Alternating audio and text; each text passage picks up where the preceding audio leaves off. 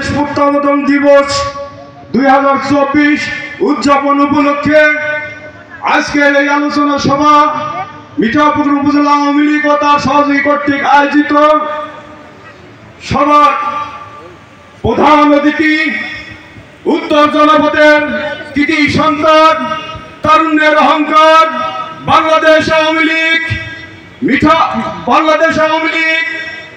প্রচার প্রকাশনা উপকমিটির সম্মানিত সদস্য, রংপুর জেলা আওয়ামী লীগের অন্যতম সদস্য, মিঠাপুকুর উপজেলা আওয়ামী লীগের সিনিয়র যুগ্ম আহ্বায়ক, আমাদের অভিভাবক, প্রিয় নেতা, প্রিয় ভাই জনাব রাশেক রহমান ভাইকে বক্তব্য রাখবার জন্য উদাত্ত আহ্বান জানাচ্ছি। বক্তব্য রাখছেন জনাব রাশেক রহমান ভাই। জয় বাংলা, জয় বাংলা, জয় বঙ্গবন্ধু, জয় বঙ্গবন্ধু। শেখ ভাই এগিয়ে চলো, আমরা আছি তোমার সাথে, আমরা আছি তোমার সাথে। শেখ ভাই এগিয়ে চলো। জয় বাংলা, জয় বাংলা। আসসালামু আলাইকুম, আদাব। কোন দেশে যদি সেনাবাহিনী আর পুলিশ না থাকে, সেই দেশে আসলে রাষ্ট্রপতি, প্রধানমন্ত্রী বা মন্ত্রী হয়ে কোনো মজা লাগে না। কারণ বিগল বাজানোরও কেউ থাকে না, সেলুট দেওয়ারও কেউ থাকে না, গার্ড অফ অনার দেওয়ারও কেউ থাকে না, মানে এক কথায় সাবধান এটা বলারও কেউ থাকে না, তাই না? ঠিক একইভাবে আমার অনুষ্ঠানের শুরুতেই আমি রিঙ্কুকে বিশেষভাবে ধন্যবাদ জানাচ্ছি যে কোন অনুষ্ঠানের প্রধান অতিথি হইলেন কিনা বা আদৌ আওয়ামী লীগ করেন কিনা, এটা আসলে স্লোগান ছাড়া বোঝা যায় না। সুতরাং প্রথমেই অনেক অনেক ধন্যবাদ। আমাদের সংগ্রাম আন্দোলনের যে স্লোগান, সেই স্লোগান দিয়ে আমাকে এই অনুষ্ঠানে বক্তব্য দেওয়ার যে জায়গাটা, সেই জায়গায় আপনারা গ্রহণ করেছেন। এর জন্য হৃদয়ের অন্তঃস্থল থেকে আপনাদেরকে অনেক অনেক ধন্যবাদ। আমার স্বাভাবিকভাবেই কিছু জাতীয় রাজনৈতিক কার্যক্রম থাকে।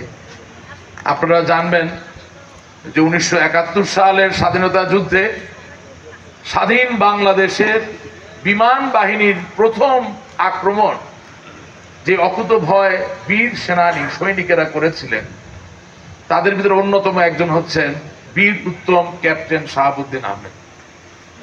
ওনার সাথে আমার আগামীকালকে একটা বিশেষ অনুষ্ঠান রয়েছে, যেটা লাইভে প্রচারিত হবে। ওই অনুষ্ঠানের জন্য আজকে আমাকে একটু তাড়াতাড়ি এই অনুষ্ঠান স্থল প্রস্থান করতে হচ্ছে। আমি চলে যাওয়ার পরে আপনারা আজকের অনুষ্ঠানের দুইজন বিশেষ অতিথি, জনাব মেজবাউর মঞ্জু চাচা এবং জনাব রেজাউল কবির টুটুল, এবং আমাদের দলের সভাপতি আহ্বায়ক মহোদয় জনাব আফসার মিয়া সাহেবের ওনাদের বক্তব্য শুনবেন বলে আমি অনুরোধ জানাচ্ছি। এবং এই যে ব্যাকরণে একটু চ্যুতি ঘটল, এর জন্য আমি আপনাদের কাছে ক্ষমা প্রার্থনা করি। আর আমাদের স্বেচ্ছাসেবক লীগের সভাপতি খুব সোচ্চার সাংগঠনিক কাঠামো নিয়ে, সে আমাকে বললো যে ছাত্রলীগের আহ্বায়কের পরে যুগ্ম আহ্বায়ক কিভাবে দিবে। আমি আপনাদেরকে বলি, আমরা তো জমি জমা বেচা বিক্রি বা বন্টন করতে বসে নাই। সুতরাং একটু আইনে ব্যত্যয় ঘটলে এতে মহাভারত অথবা রামায়ণ বা কোনো গীতিকাব্যে কোনো খুব একটা ত্রুটি হবে না। আমরা চাই সকলে উপস্থিত আছে, সকলে অংশগ্রহণ করছে, যেটুকু সম্ভব সকলের মুখ থেকে একটু অনুপ্রেরণা, একটু সাহসের কথা শোনা। আমি জানি আরো অনেককে দেওয়া যায় বক্তব্য, সবাইকে দেওয়া যায় নাই। এর পরের অনুষ্ঠানে আমি এই ব্যাপারে বিশেষভাবে লক্ষ্য রাখার চেষ্টা করবো। আপনাদেরকে সাথে নিয়ে আমাদের যে সরব উপস্থিতি, এটাকে আরো প্রকাশিত করার একটা চেষ্টা থাকবে। আজ 17ই মে স্বদেশ প্রত্যাবর্তন। আমার কৈশোরে আমি পরিচিত ছিলাম 1972 সালের 10ই জানুয়ারি বঙ্গবন্ধুর স্বদেশ প্রত্যাবর্তন দিবস, এবং যাদের হাত ধরে আমি রাজনীতিতে এসেছি তারা আমায় বলেছিল যে হ্যাঁ, 1971 সালের 26 মার্চ থেকে 16ই ডিসেম্বর বাংলাদেশের দামাল ছেলেরা বঙ্গবন্ধুর ডাকে রক্ত দিয়েছে, ত্যাগ স্বীকার করেছে, যুদ্ধ করেছে, আমার মা বোনেরা তাদের সম্ভ্রম হারিয়েছে। তার বিনিময়ে দেশ স্বাধীন হয়েছে। কিন্তু বাংলাদেশের স্বাধীনতার প্রতিভূ, বাংলাদেশের স্বাধীনতার একমাত্র প্রতিভূ ছিল বঙ্গবন্ধু শেখ মুজিবুর রহমান। সেই বঙ্গবন্ধু শেখ মুজিবুর রহমান পশ্চিম পাকিস্তানের ফাঁসি কাষ্ট অথবা কারাগার থেকে 1972 সালের 10ই জানুয়ারি ফিরে না আসতে, তাহলে কোনদিনও বাঙালির বাংলাদেশের এই স্বাধীনতা পরিপূর্ণ হতো না। বাইচা থাকতেন, নিঃশ্বাস নিতেন, আপনার ফুসফুস প্রসারিত হইতো, সংকুচিত হইতো, কিন্তু স্বাধীনতার যে সত্যিকার স্বাদ, সেই স্বাদটা পাইত। আলাউদ্দিনের মিষ্টান্ন ভান্ডার ছিল, মজার মজার মিষ্টি বানাইত। আপনি স্বাধীন মানুষ, হাইটে গিয়া 3 টাকা দিয়ে একটা মিষ্টি খাইলেন, এটার যে মজা, আর হাইটে গিয়া দোকানে ঢুকা 3 টাকা দিলেন, গালে একটা থাপ্পড় খাইলেন আর একটা মিষ্টি খাইলেন, দুই মজার ভিতরে পার্থক্য আছে। বঙ্গবন্ধু ছাড়া বাংলাদেশের স্বাধীনতা হতো প্রত্যেক পদে পদে লাথি বুতা থাপ্পড় খাওয়ার। আর ওই কথা যদি সত্য হয়, তাহলে 1975 সালের 15 আগস্ট বঙ্গবন্ধুকে যখন সপরিবারে হত্যা করা হলো, বাংলার মানুষের স্বাধীনতার প্রতিভূকে যখন হত্যা করা হলো, এই দেশ অন্ধকারে নিমজ্জিত ছিল। এই দেশ জিয়াউর রহমান নামে এক সামরিক বাহিনীর স্বৈর শাসকের খপ্পরে পড়েছে। এই দেশের যারা বিরুদ্ধচারণ করেছে, রাজাকার আল বদর আল শামস, তাদের হাতে 1981 সালের 17ই মে বঙ্গবন্ধু কন্যা জননেত্রী শেখ হাসিনা এই দেশে এসেছে। এটা কি শুধুই সশরীরে বঙ্গবন্ধুর কন্যার আগমন? যেই আশার আলো নিভে গিয়েছে, যেই আশার অভয়ারণ্যটা মৃত্যুপ্রায় অবস্থায় চলে গিয়েছে, যেই আশা করায় বলা হতো এ নাকি কবিরা গুনাহ, সেই আশার প্রদীপ, সেই আশার মশাল, বাঙালি জাগবে, বাংলাদেশ জেগে উঠবে আপন শক্তিতে, সমৃদ্ধি, ঐশ্বর্য, শান্তি, সুখ হবে আমাদের চিরসাথী। সেই আশারের সাথে নিয়ে বঙ্গবন্ধু কন্যা জননেত্রী শেখ হাসিনা 17ই মে 1971 সালে আমাদের মাঝে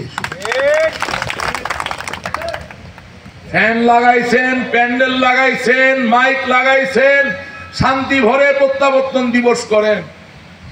কিন্তু এই দিবসের আগে, এই দিবসের পরে, এই দিবসের উপর নিচে, ডাইনে বামে কত চক্রান্ত আমরা কি ভুলা যাব?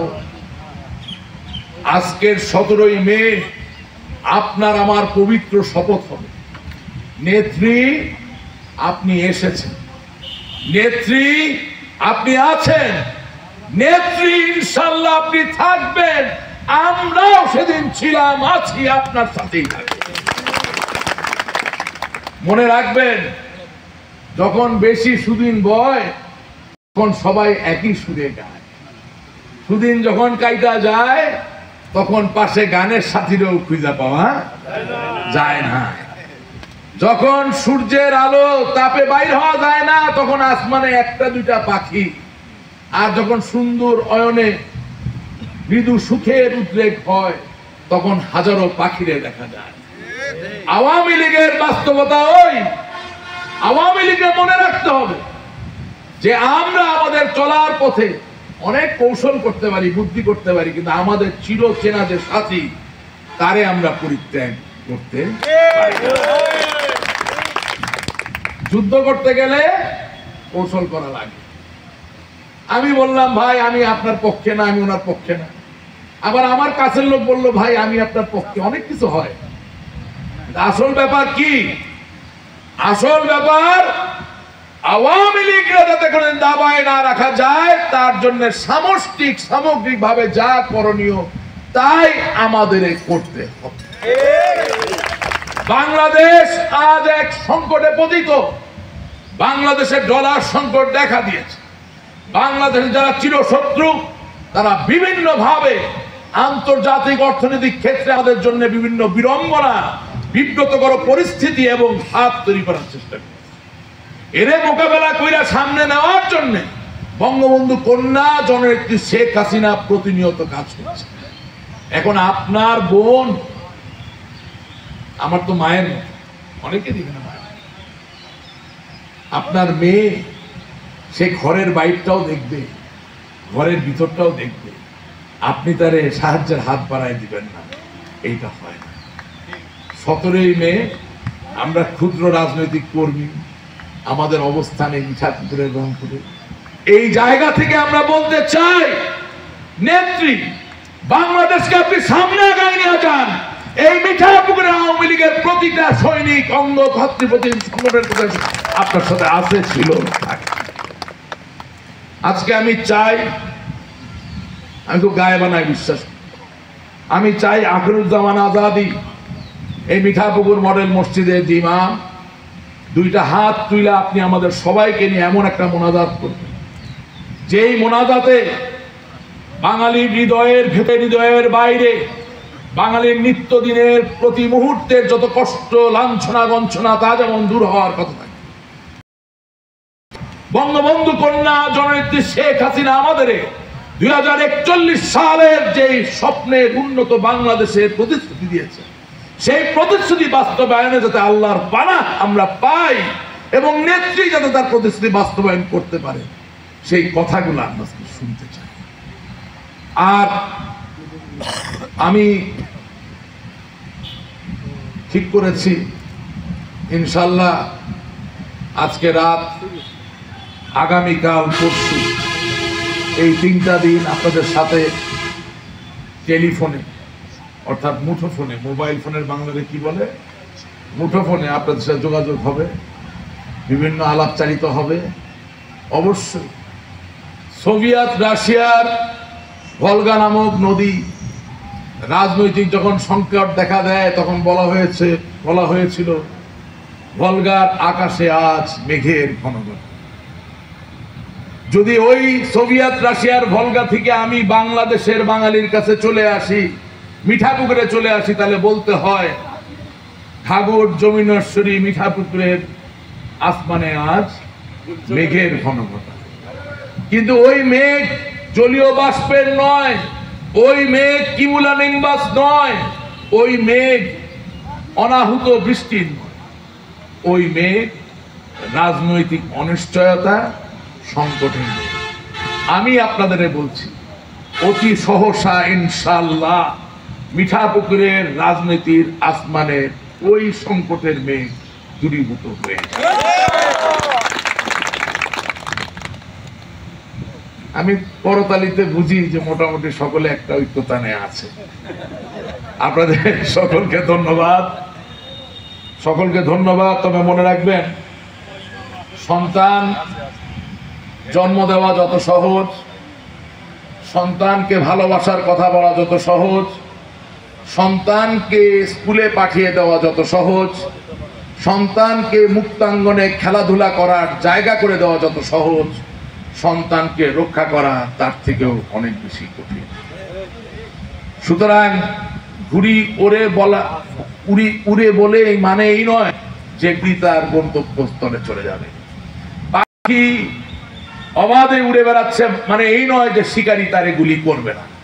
সুতরাং ঘুড়ি হোক অথবা পাখি হোক, হয় তার সুতা কাটা থেকে তারে রক্ষা করতে হবে, অথবা সেই পাখিরে ছড়রা বন্দুকের ছড়রা গুলি থেকে যাতে আক্রান্ত না হয় সেই জায়গা থেকে রক্ষা করতে হবে। আপনারা কি আমার কথা বুঝতে পারছেন? ঘরে বড় বড় তালা লাগাইছেন, কিন্তু বেড়ার তলে ফাঁক। শীত কাটা চোর ঢুকে চুরি করে নিয়ে গেল, ঘরে গিয়ে দেখলেন তালা তো তালার জায়গায় ঝুলে, কিন্তু আপনি নিঃস্ব হয়ে গেছেন। সুতরাং বেশি খুশি নয়, বেশি আনন্দিত নয়, ফাঁক ফোকর সব বন্ধ করে ইনশাল্লাহ আমাদেরকে রাত্রি যাপন করেই সকালবেলা উঠতে হবে, নববিজয়কে আলিঙ্গন করে সামনে এগিয়ে যাওয়ার জন্য। আপনাদের সকলকে ধন্যবাদ। আপনারা সকলে ভালো থাকবেন। জয় বাংলা।